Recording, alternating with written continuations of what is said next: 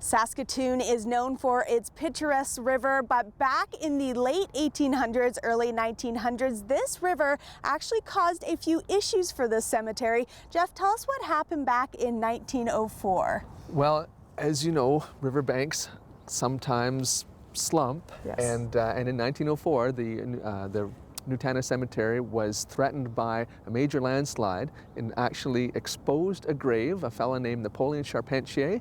He'd one of the earliest burials here, 1885. He had died of wounds received at Fish Creek during the Northwest Resistance and was buried here. And when the riverbank slid, it exposed his grave. So it was actually the coffin sticking out of the riverbank, and there it stood. Or sat rather. Anyway, until finally a group of his old army buddies got together, chipped in a bunch of money, and had him removed to Woodlawn Cemetery.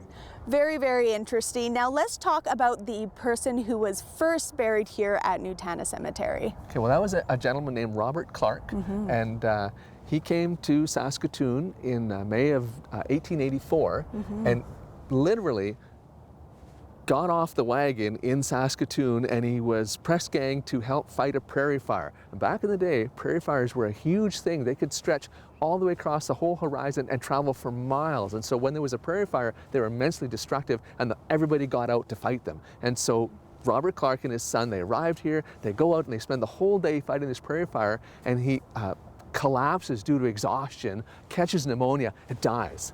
Now, his wife and the rest of his family were still back in Moose Jaw. So he's lying in bed, deathly ill, on death's door, and his son has to race back to Moose Jaw, collect his mother and the rest of the family, and race back to Saskatoon. They arrived here just in time to say goodbye before he died. And so they buried him out here on this lonely, untenanted bit of riverbank. Of course, he's not there anymore, because what happened in the late 1960s, there was another landslide event along the riverbank here behind us, and the city was quite worried that the graves at this end, the older graves at this end of the cemetery, were going to be threatened. So in the summer of 1970, they identified all the burials at this end, they exhumed the bodies, and they moved them back closer to the road where they would be safe. Very interesting. Now I do want to touch base on a bit of a legend about the slumping.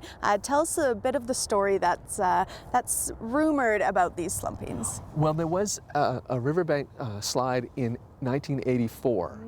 And one of the stories that has come out of that is that there were actually caskets that were exposed and that were floating down the river. Somebody said there were caskets floating down the river that day, but this is totally not true. There was no river, no caskets, no floatings, nothing. All right, there was, you know, it's just one of those stories that somebody got hold of and decided, oh, that sounds good. I think I'll write that down somewhere, but it's not true. Well, there you go. You heard it here first. We are putting a stop to that rumor. Jeff, thank you so much. It's been very interesting. We've only covered a few of the graves here, so I can only imagine about the wealth of history that's here at the cemetery. Appreciate your time today. If you want any more information, make sure you contact Jeff through the City of Saskatoon Archives. Thank you again, and we will be right back after the break.